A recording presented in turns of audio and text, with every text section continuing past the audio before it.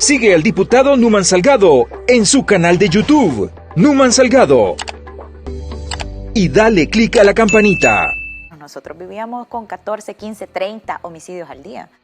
Eso ya era un país completamente sumergido en la violencia y en la desgracia. Entonces, y lo que dio paso sin duda al régimen de excepción ese sábado donde se registraron más de 60 homicidios. 65 homicidios, exacto. Pero al final el punto era como, sí, pero el tema de los derechos humanos, nada de esto es excluyente.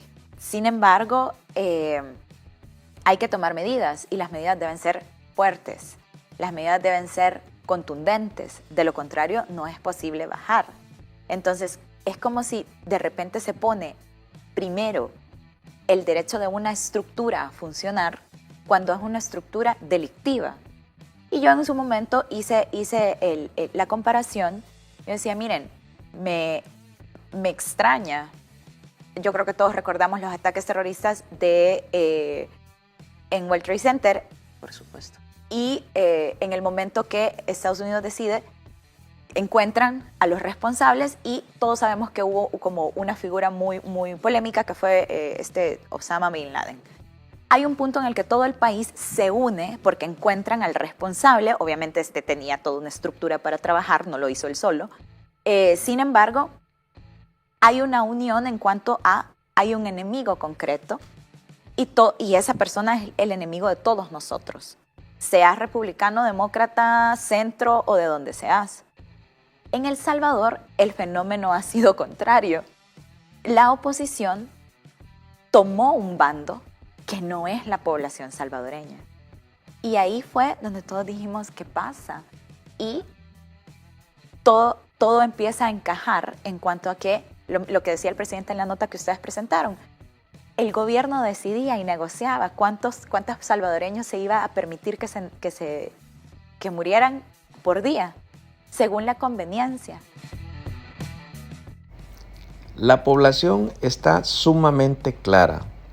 Por fin se quitó la máscara Arena y FMLN y usted lo pudo ver en esta última sesión plenaria en la que se aprobó la prórroga del régimen de excepción.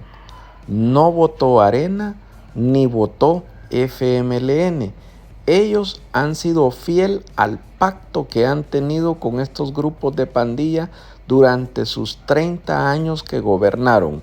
Usted pudo darse cuenta cómo estos grupos de pandillas recibieron beneficios de los gobiernos de Arena y de FMLN, en el cual incluso prestaban lo que eran los polígonos de tiro para que estos fueran a practicar para matar salvadoreños. Llegaron a colmo de negociar cuántos muertos por día iban a tener de cuota los pandilleros para poder mantener este pacto de sangre en contra de los salvadoreños. A mí me cuesta trabajo comprender aún cómo hay personas que defienden a Arena y a FMLN cuando hay cantidad de evidencia de que estos dos grupos parlamentarios son negociadores directos con grupos de pandilla.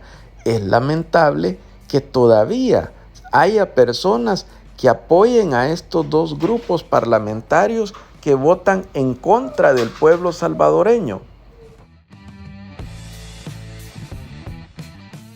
¿En dónde estamos y hacia dónde vamos?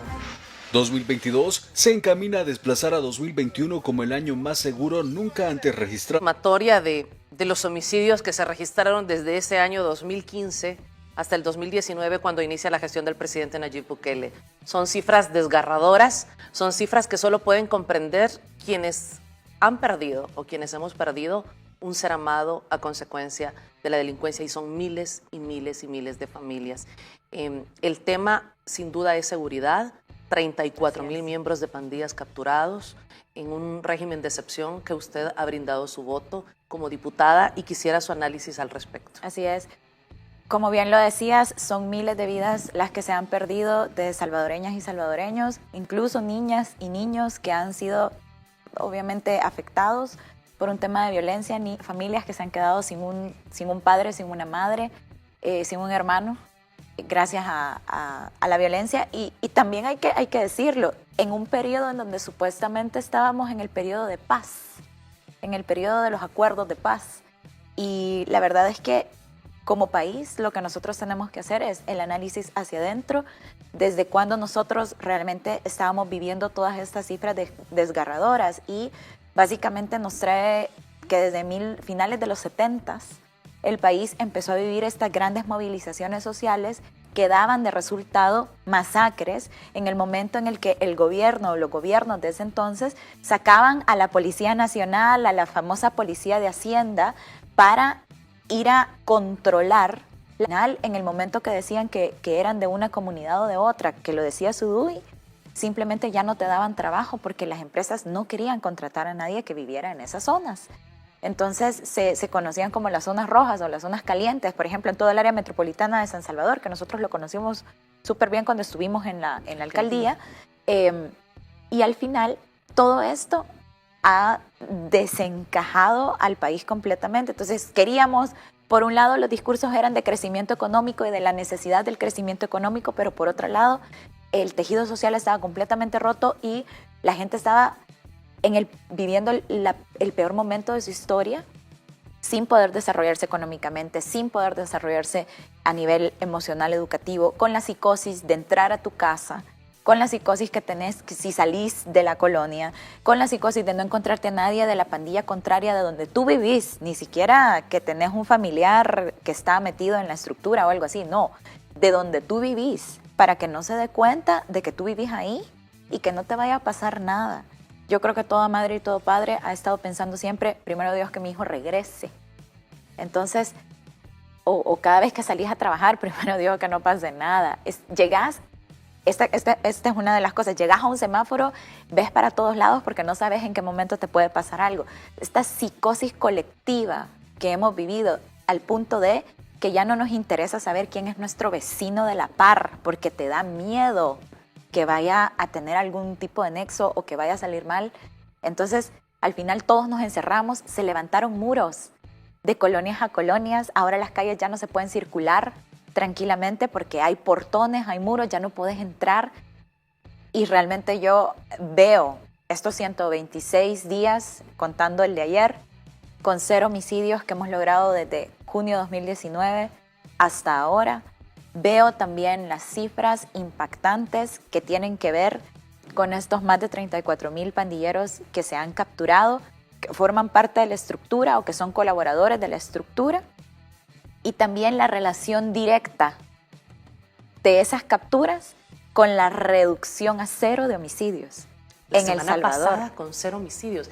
Eso 0 no homicidios. había ocurrido en nuestro país. Y también el termómetro que te da la calle, el hecho de cuando la gente te cuenta y te dice, mire, yo ayer hablaba con unos señores y me decían, mire, lo que pasa es que yo ahora por primera vez he disfrutado en estos 2 meses de lo que realmente gano, porque no me han ido a cobrar la renta.